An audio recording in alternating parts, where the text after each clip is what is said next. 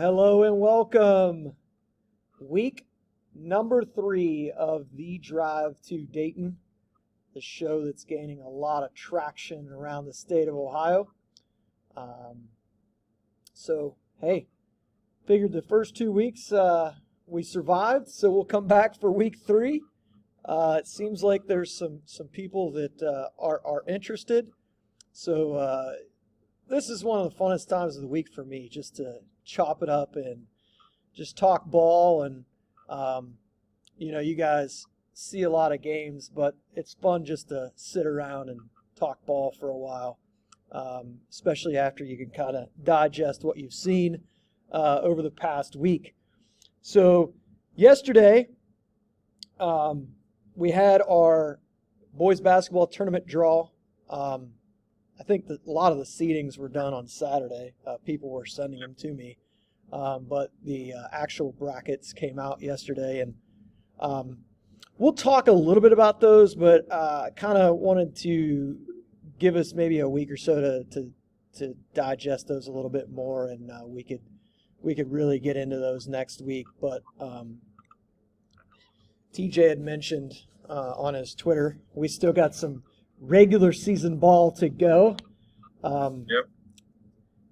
It's always interesting to see what people think about things. And I realize that there's some people, no matter what, they're just going to reply to argue.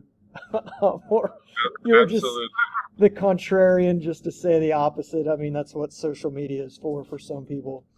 But it is a good, it's a good thought. I've had it many, many times, because I guess I'm not looking at it from the coaching perspective of if we have a conference title still on the line. We're looking at it from a different lens, which is like, all right, these brackets are out. That's the most important thing here. The tournament's the most important thing in basketball, whether it's March Madness or high school. And it just feels like everything else is becomes second to that coming out. So I appreciated you putting that out there. But gentlemen, other than that, how was our week? TJ, I know you were up in Northwest Ohio this weekend, and Roth, where were you at, bud? With TJ in Northwest Ohio on Saturday, and then on Friday I kind of stayed around Southeast Ohio. Okay. Yeah, so Friday I went and saw Napoleon play at Sylvania Northview, and then Saturday we got a quartet of games over at Ottawa Glandorf. 4 really competitive matchups. It was a really nice day for me. I got to see a handful of teams that I've only seen once. I got to see 2 teams in Wayne Trace and Tittman Columbian that I hadn't seen at all this season. It was a successful day, great weekend. I'm looking forward to taking my first week off this whole of the year so far, so I'll probably lay low until next week, and then I think I have a few pretty good games next week. Want to catch Richmond Heights and St. Ed's. I think that's going to be a big one. Hoping that everyone plays. And then I want to catch some non-OHSAA action with Western Reserve Academy, who's traveling down to play St. Ignatius. So I know a lot of people probably aren't too familiar with Western Reserve, but I mean they have as much talent as anyone in Ohio, bringing kids in from all over the country. And I think their game with St. Ignatius should be a really good one. Probably one of the more talented games that you'll see all year in Northeast Ohio. Yeah, it's a Western Reserve Academy team that beat SoCal Academy, I believe. Yep, so they got things going there in Hudson, Ohio. Now, Mike, you were at the OG event as well. Yep. Mm-hmm. Now, I'm assuming, being that you guys get out and see a lot of travel ball as well, that wasn't the first time you guys had seen Brooks, was it? So I had seen Brooks play about 2 games in AAU. Both, I believe, one was in May out at the Run and Slam in Fort Wayne, and then I caught him again in Fort Wayne in July. So he was a player that I was familiar with, but to be honest, I didn't realize how good he really was until this past week, and I thought he was phenomenal. Yeah, I'd only seen him once in Fort Wayne in the spring, so big time performance by him. Made a lot of 3-pointers. Has good size at the lead guard position. Just overall, really big time performance for him. And only my second chance to watch him. Yeah, and it was a bit of a weird game, to be honest, because had you told me going into it that, oh God, why am I blanking on his name? Logan Beeston. Yeah, would have between 12 and 15 points, and Brooks would go off for 32. I mean, I would have put my house on the fact that Wayne Trace would have found a way to win that game. I thought they did a lot of things well, but it just didn't go their way. Hard to believe that's another team, Tiffin Columbian, that's up in Division I now. I will always look at them as Division II. I mean, I know that they're going to play in a Division I bracket, but interesting. Wayne Trace, and I had talked with Mike probably one of the first week or two of the season about Wayne Trace.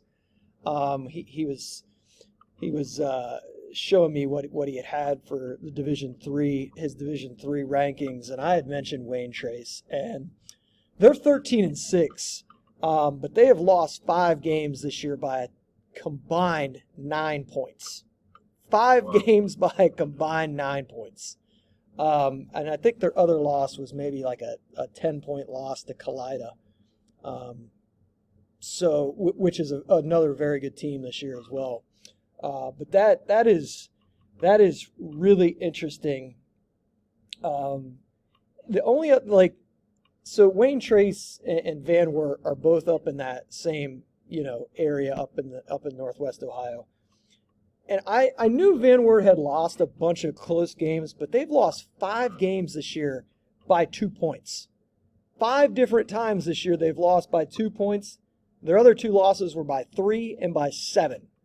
So you can look at that in a couple of different ways. Like, they can't find a way to win. But, I mean, those 2 teams, Wayne Trace and Van Wert up in Division II, Wayne Trace in 3, are 2 teams that you're not going to want to see here in a couple weeks.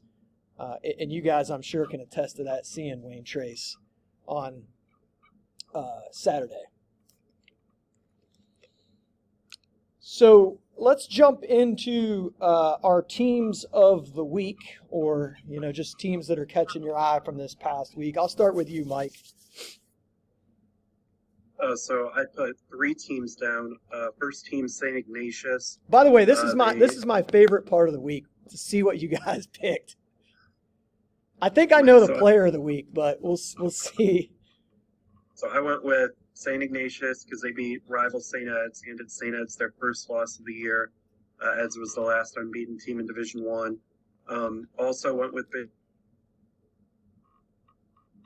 Bishop Reedy as one of my teams of the week. They beat conference rival St. Charles to clinch their conference title, and then followed that up with a victory over Dayton Dunbar, who's one of the better D2 teams out of Southwest Ohio. Just impressive for them to get a big win on Friday. That was emotional and physical, and then for them to follow that up on Saturday. And then I also went with Brunswick. Brunswick, I believe, went 3-0 this week. Got a victory over Nordonia on Tuesday. And then I believe they got a conference victory on Friday as well. So Brunswick's a team with a lot of offensive talent. They can really shoot the basketball, could provide some matchup problems in the playoffs if they have a hot shooting game. So those were my teams of the week. Mike just mentioned it, but I got a chance to see Bishop Reedy again. I believe it might have been my 3rd time seeing them this season. I know it was at least twice. But when I tell you, it's honestly just refreshing to watch them play. It's like we were talking about how just all their guys physically almost look the same. They're hovering between. Okay. We back? We are. We're back. I was just kind of showing some love to Columbus Bishop. All right. Well, we had a repeat of week 1. Kurt's storage space was filled up. But we are back, and we apologize to Bishop Reedy. We know we have quite a few fans from Bishop Reedy out there. TJ, carry on with the Silver Knights. Yeah, so I got a chance to catch them again for the second time this season over at Ottawa Glandorf. So they were fresh off a very emotional win Friday night, and then turned around and had to go up to Ottawa and play at 1:30 p.m. on a Saturday afternoon against a really athletic and guard-heavy Dayton Dunbar team.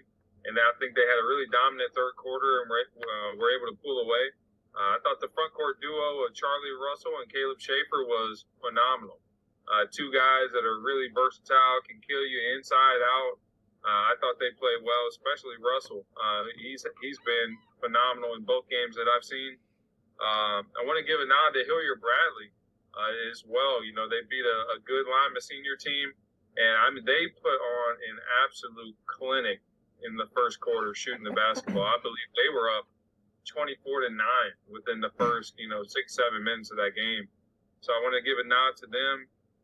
Toledo Whitmer had a big win in overtime against Toledo St. John on Friday, won 64-59, and then turned around and beat a Defiance team that we've talked about last week. They beat them by 11. So it seems like Toledo Whitmer is really hitting their stride, and a team that, could make some noise in that West region. Yeah, I like that. For me, I went for a 2-for-1 here. Same city, Troy. Troy is 16-4 this year.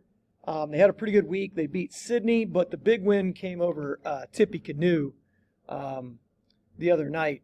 This is a team that was 10-12 last year. They're tied at top of their league right now with Tip City. Again, this is a team that's 16-4 this year, was 10-12 last year. Troy Christian, another team in Troy. This is a team that's currently on a 13-game winning streak, which includes a big win over Miami East, who is in their conference. They split this season. Troy Christian is currently 18-3 on the season, kind of flying under the radar a little bit.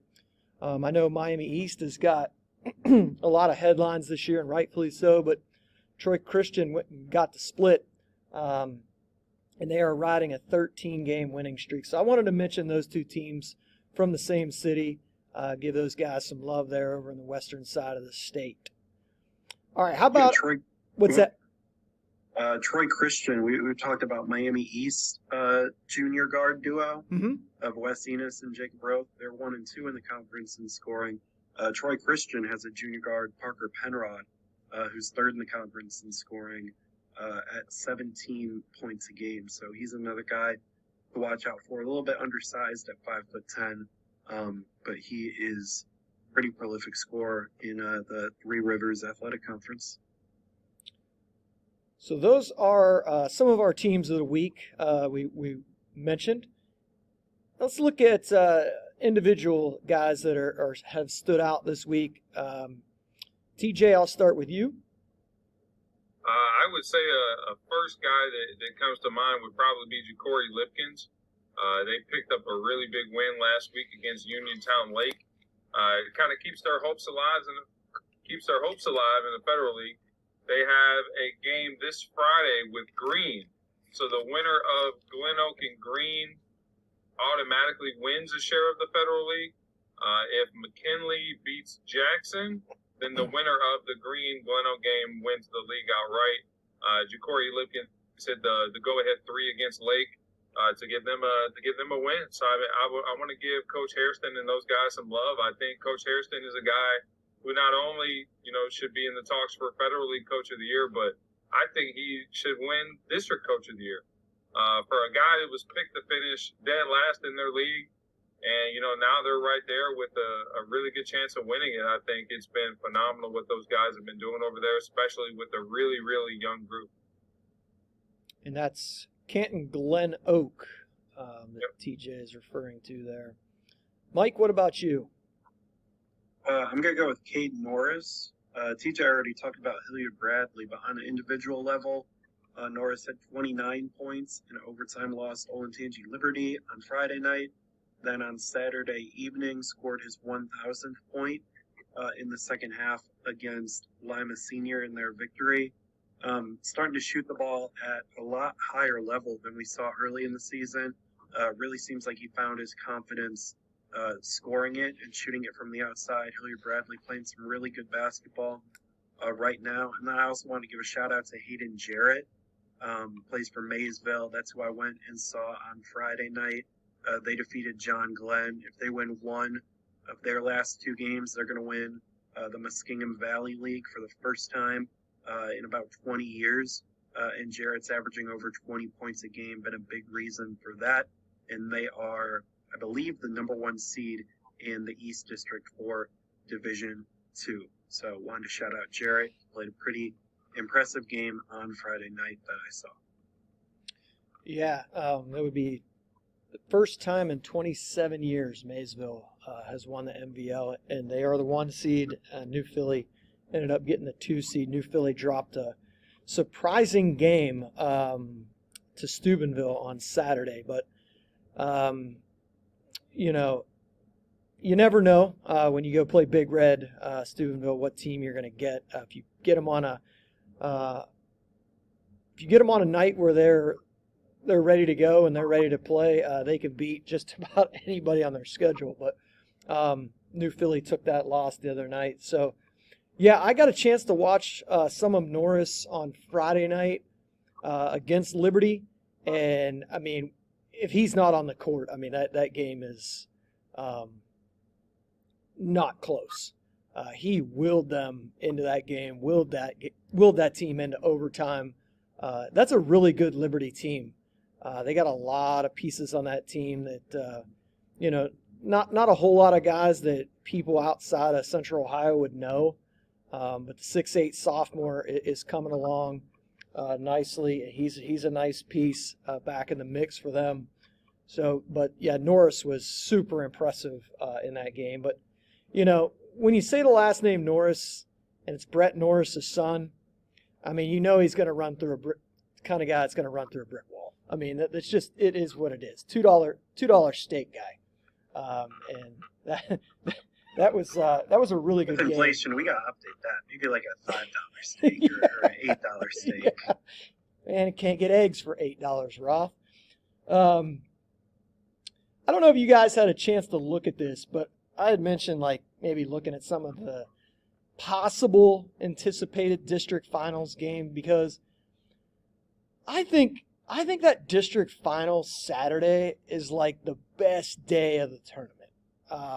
Maybe I'm wrong. Maybe it's just personal preference, but I feel like that's when you have the most good teams, all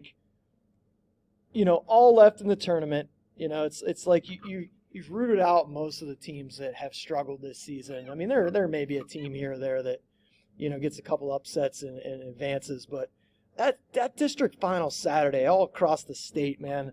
When you think you have it figured out, that district final Saturday always provides some surprises.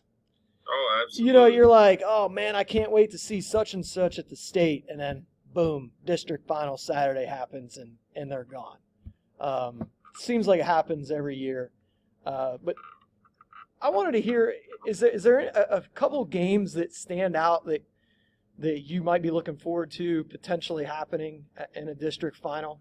I mean, obviously there's a lot of basketball to be played, but.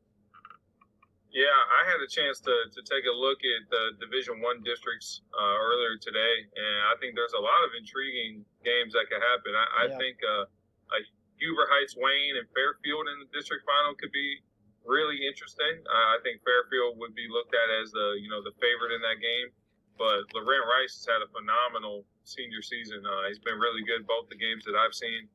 I think a potential St. Vincent St. Mary Walsh Jesuit rematch could be a lot of fun. Walsh Jesuit knocked St. V off earlier this year. They've also had big wins against St. Ignatius. It could be. Yeah, that one could be interesting. I think St. V wants to get some get back, and I think Walsh, has the confidence, at beating some of the top teams in Ohio this year. I looked at a Brecksville Ignatius.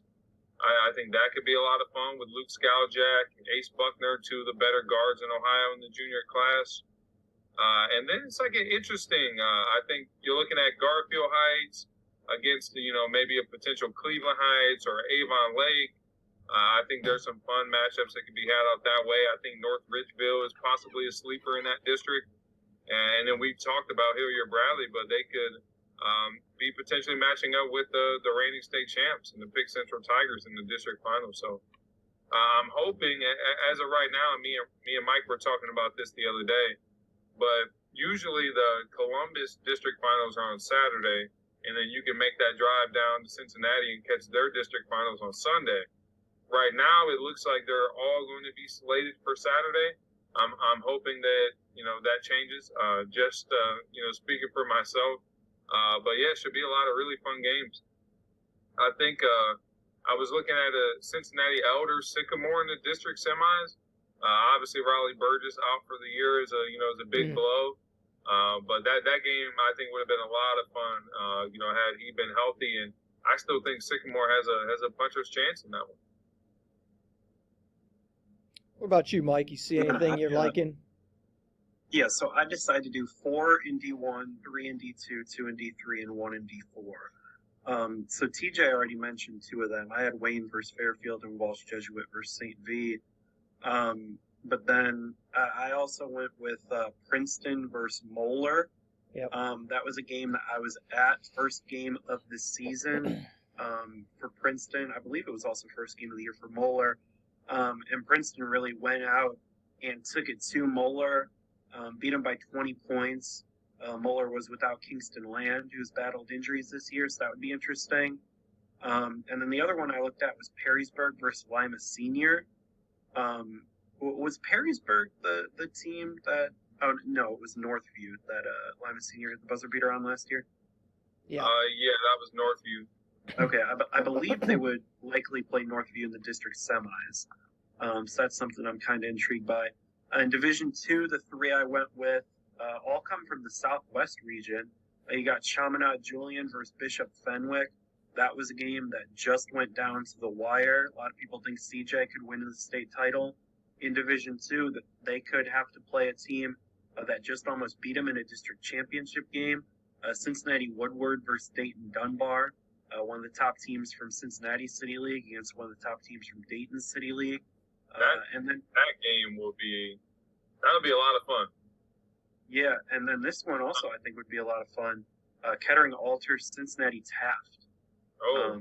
Yeah, Alter has a lot of guards. They made it to the state final 4 last year. Anthony Ruffalo, Gavin Geisel, AJ Lean, some seniors, and then Taft. They have Ian Elmer, Hudson Norton, Kyron Granville Britton. They're going to look to defend their state title, so that's a game that I think is intriguing. Then moving down to Division 3, we're going to Stubbs' neck of the woods, Malvern versus Martin's Ferry, or even Garaway, for that matter. I think Malvern versus either one of those teams would be a good game. And then also Worthington Christian versus Harvest Prep. I think these teams played in 2019 or 2020, and they were like the 1 and the 2 seeds in Columbus's district for the right to go down to Athens. This time it's not going to be to go down to Athens because Aprocentric is taking the route to Athens. But I still think that would be a pretty intriguing district championship. And then in D4, I went with Marion Local versus New Bremen. Marion Local took a little while to get started on the season. A lot of football kids that they played in the state title game, so they had to start their season a little late. But they're rolling, unbeaten in conference play. New Bremen, a conference rival of Marion Local, should be pretty interesting. The Flyers are playing some really talented teams in Division 3 and Division 4 recently. I think they have a game against Russia this weekend, so that'll be pretty interesting. 2 teams that I think are capable of making a run in Division 4, and really just going with a lot of storylines here, teams that don't like each other and that have some history. Love it. Yeah, you mentioned New Bremen. That's a team that also won the state championship in football this year too, so they got a late jump on things as well, and they're they're playing really good basketball right now as well, so that should be interesting. You guys had most of the games I had. There was a couple on there that I know there'd be a lot of work for this one to happen. I'd like to see Olentangy Orange against Delaware Hayes. I think that'd be a really good basketball game. I know Hayes has Reynoldsburg and Pick North, I think, in their section of the district, their half of the bracket. I think that I think Columbus Northland is down there as well. Yeah, Northland I think plays Reynoldsburg in the opener. That's kind of that's a good opener. Yeah. So about as good of a game as you're going to get in the first round, to be honest. I would just love to see one or two Northeast Ohio good opener games, like Solon against University School. That was one of the openers that caught my eye. You mentioned that one. I think there was one more in Columbus that caught my eye too. So yeah, there actually are some pretty intriguing openers this season, especially in the districts where like none of the top teams went. That's where you'll get like really good opening games. When like in Columbus you got the 4 seed, or in Northeast Ohio you have the 3 seed as like the top seed in the district, then you get some really good early round battles. One thing I do on my website, and it's bittersweet because it's probably the most tedious thing that I do, but it's it's become a yearly tradition now. So I print off all the brackets, right? I have every single bracket for all 4 divisions printed out, and I type a daily schedule for each division on my site. That way I can go through it. It just helps me a ton trying to map out potential matchups and where I can go. But yeah, I'm looking forward to, but also not looking forward to doing that this week. So I would love to see Orange Hayes. I think Newark versus Olentangy Liberty. I know a lot of people, I was watching a show last night, a lot of people were just kind of penciling Liberty in to the regional. I don't think Newark's going to go lightly. They've played early in the season. Newark could have won that game. And look, I'm not betting against Quackenbush in a district. If he gets that team to the district final to face Liberty, I think that'd be a great game. Westerville North and Jerome could be another intriguing district final. Division 2, Sandusky against possibly either Lexington or Shelby. I think either one of those would be a great matchup. Western Buckeye League in D2, you could end up with either St. Mary's or Van Wert against Defiance. That would be a good district. What else do I have? I just want to get Emmanuel Christian against Wayne Trace. Could be a district final. Be an interesting matchup. I really like this one. Ottawa Glandorf, possibly against Spencerville. And you love Spencerville. I do love Spencerville. Josh Henline is a very underrated talent there. I don't know. This could go different ways. I got Minford against Lucasville Valley, possibly in Division 3. I know they would have Lucasville Valley would have some work to do to get to that. Warren, yeah, only one upset for Lucasville Valley. I think against North Adams right there. So very possible. Right now, if they don't move the Southwest districts, I think I plan on being at the combo that Sunday for the Southeast D2 and D3 district championship games. So yeah, might get to be able to walk to a game, which would be a pleasant. Yeah, no driving to Dayton. We'll be walking to Dayton. The other two I had were Warren JFK against Dalton. That's possible. And then Kalida against either Delphi St. John's or Convoy Crestview. Should be another, either way would be a really good district final. So, again, we talked about guys that, to get the most out of their groups, and I'm so glad you just brought up Warren JFK. I think Coach K over there does a phenomenal job. Former assistant at Warren Harding, took over JFK around the same time that I started, so I kind of got to watch him really turn that program around. And, regardless of, if he's got scholarship guys, non-scholarship guys, that team plays the right way. They play their tails off. They make shots. They move the ball. I got a chance to see them early on in the preseason. It was a 3-way scrimmage between Youngstown, Ursuline, Badger, and Warren JFK. And they play really, really good basketball. So, so I wanted to give Coach K a shout out, man. That's my guy. So Badger still suffering the effects of last week's. Man, I'm sorry, Badger.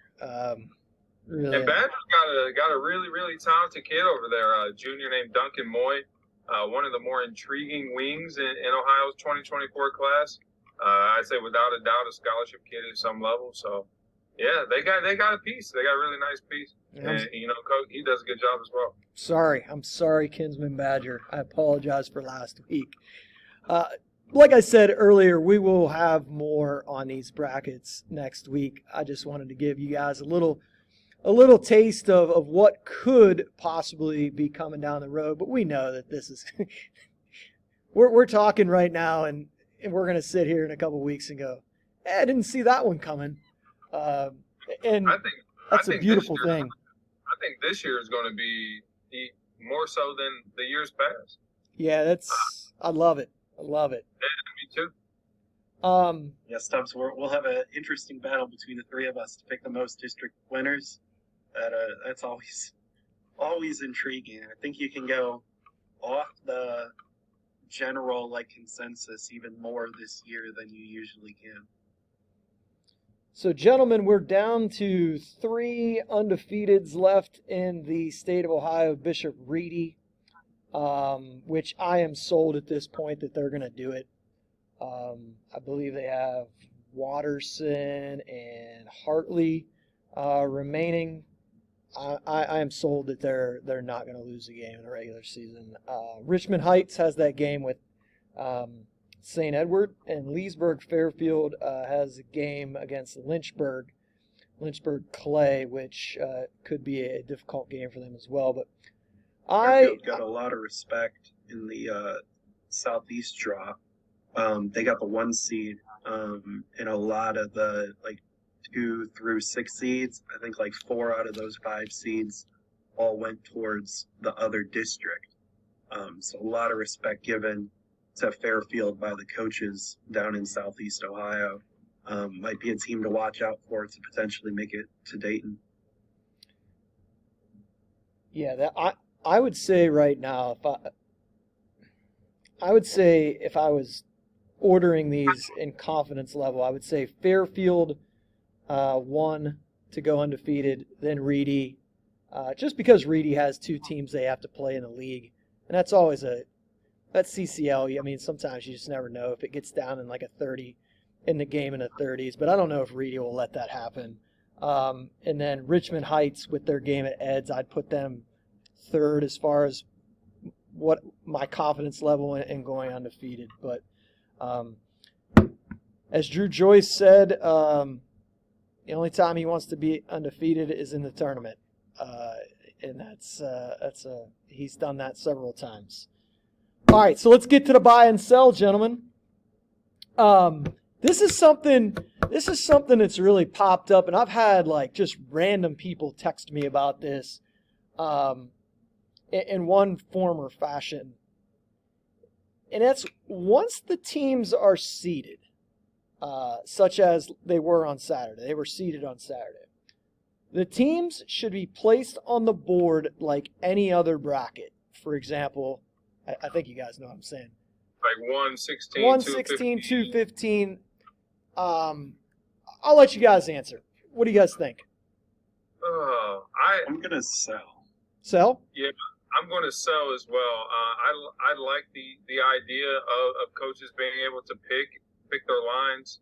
I think for teams that are playing hot, who are winning a lot of games that don't want to take that bye, I think I like the fact that they get the flexibility to do so.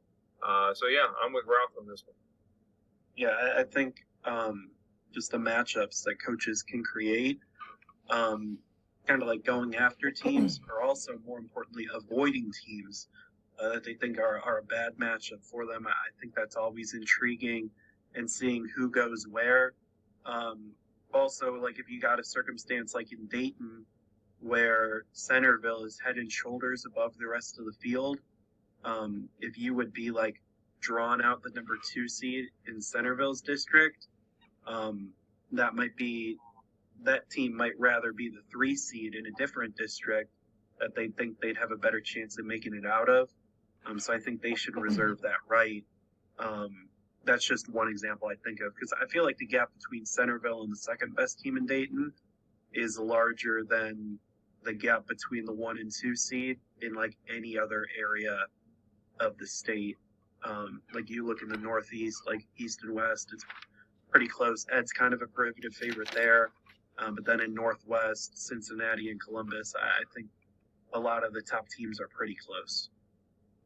Yeah, so you guys, from what I'm hearing you say, you guys like the strategy portion of once the seeds are on there, then, it's like teams are trying to be strategic about where they go in the bracket.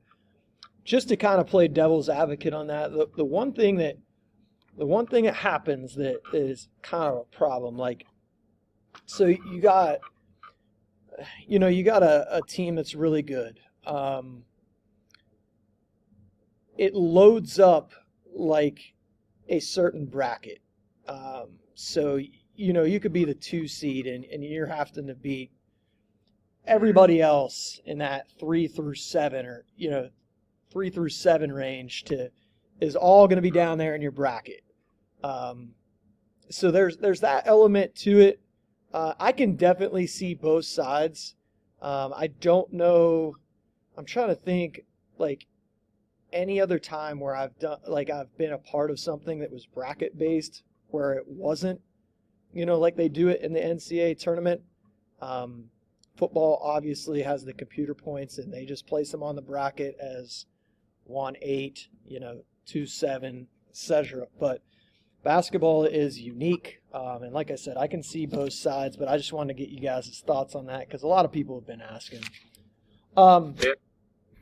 I've had a couple conversations with coaches in both the Northeast Ohio and Northwest Ohio about the fact that the teams in NEO that are in that west side, not only do they get to choose their district, but they're choosing their region as well. So they're choosing, and the same thing in Division II. There are Northeast Ohio teams that get to choose whether or not they want to go out west and compete against the Toledo teams or whether they want to stay home. I'm not sure how I feel about that. I think it does give those Northeast Ohio teams a bit of an unfair advantage, honestly, being able to choose not only the district but the route. I think is very interesting. But I realize that, it's based off the fact that Northeast Ohio just has so many Division I teams and so many Division II teams that's quite frankly one of the only ways you can do it. And we lost Stubbs. Stubbs swallowed by the darkness. You know what it is. So I want to give a shout out to our boy, Matt Gould. Definitely one of the hardest working guys in high school sports, no matter what the season is. And I just saw that he put out his new rankings there for Northeast Ohio. So buy or sell. Richmond Heights is the number 1 team in Northeast Ohio, regardless of division. I'm going to sell. I think we're a year early for that. Oh, man. I'm going to buy. I think not only is Richmond Heights the top team in Northeast Ohio right now, I think you can make a case that they're arguably one of the top 3 in Ohio, regardless of class. I think you would be really hard pressed to name 5 teams better than Richmond Heights in any division in any area of the state.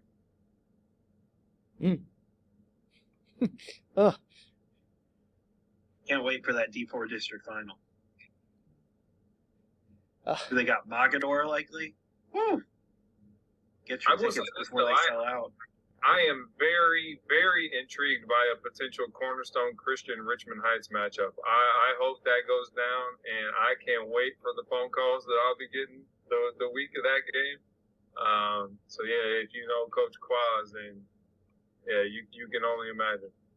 Man, he's going out and getting an Armani suit for that one. He'll have the red shoes on. Ain't no doubt about it. I thought you were going to say he's going to go out and get some players. Hey, he's good with his 5.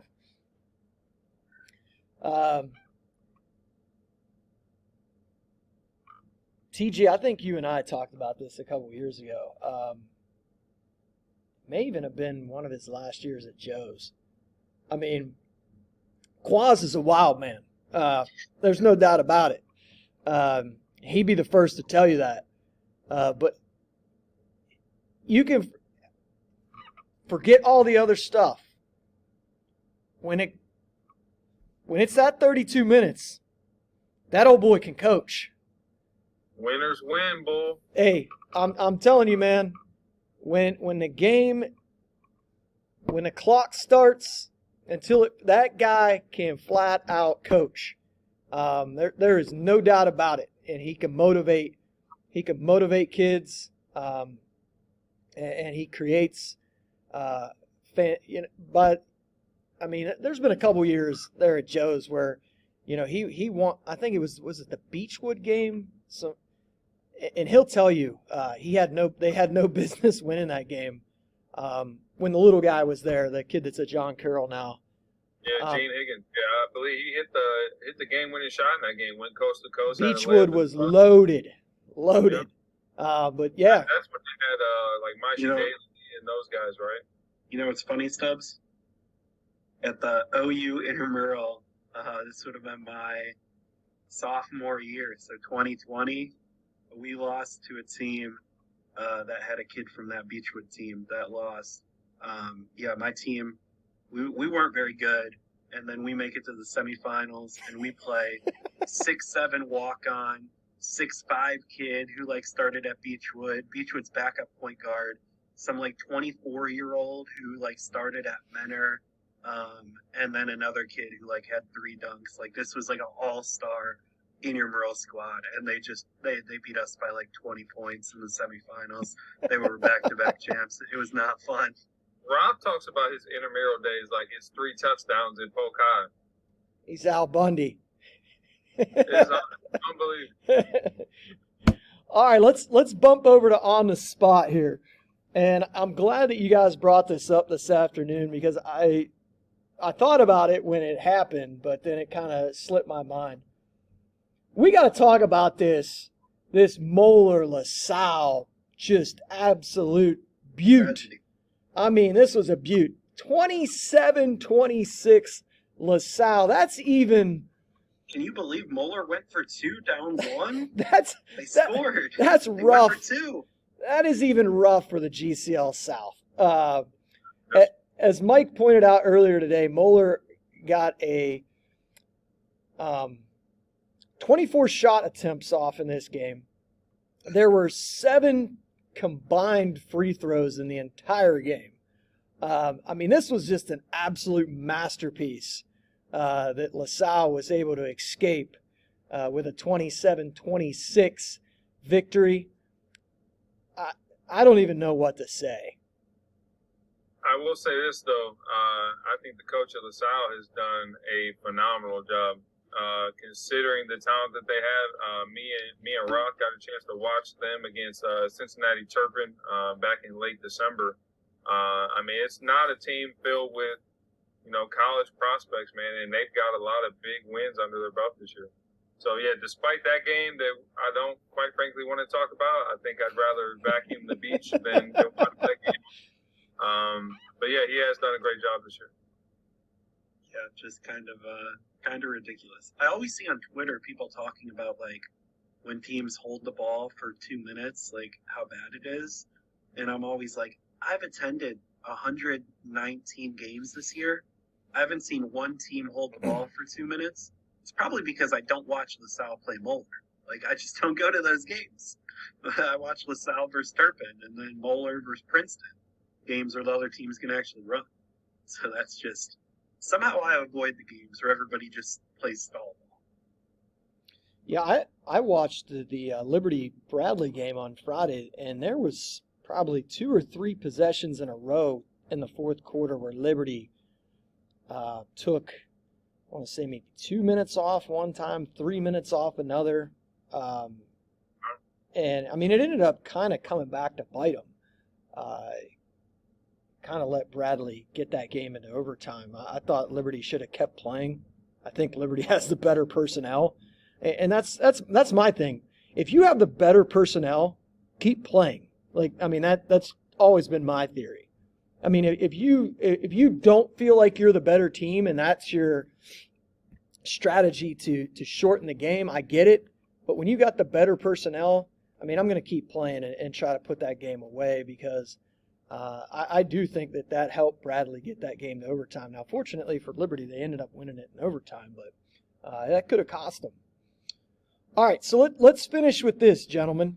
I want to know who you guys think, and those of you that sent in for the mailbag questions, we'll get to those next week because a couple of those tie in with what we're going to talk about next week.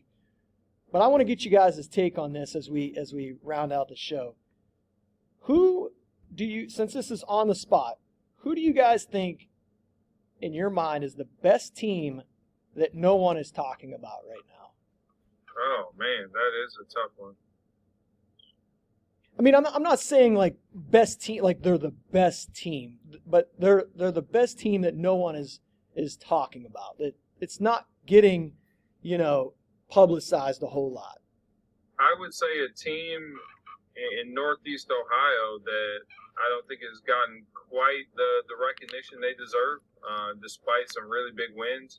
I would say Stowe is probably the best team that quite frankly, they're not going to get a bunch of tweets. They're not going to get a bunch of highlight tapes and video coverage.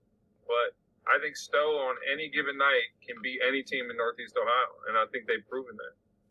So I'm going on Tuesday, Stowe at Nordonia. That's going to be a big one in the Suburban League.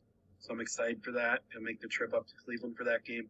But I am going to go with Princeton. Princeton was voted the 5 seed in Cincinnati's big district vote. The 3 seed Moeller, Princeton beat by 20 points to open up the season. They could rematch in the district championship game.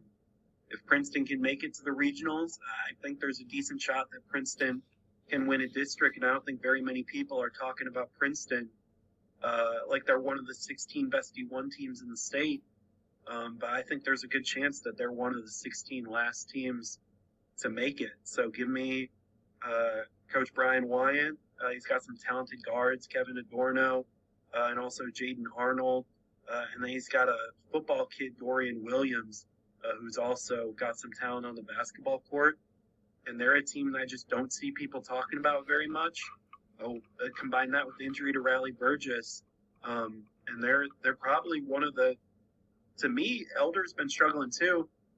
They're the number 2 team in Cincinnati that, I don't want to play. Besides Fairfield, they're that team that would probably scare me the most in Cincinnati if I'm a Centerville. That's who I'm going with. I think a team in that district that is potentially dangerous on the right night is Cincinnati Withrow. I think Coach Berto Allen, he's got a lot of long, talented athletes. He's got a good guard in Alexander Parks. And you look at freshman Chris Henry, who is just an absolute physical specimen, one of the top football recruits in the country in the freshman class. You got junior Michael Johnson, 6'5", 6'6", forward, really intriguing inside.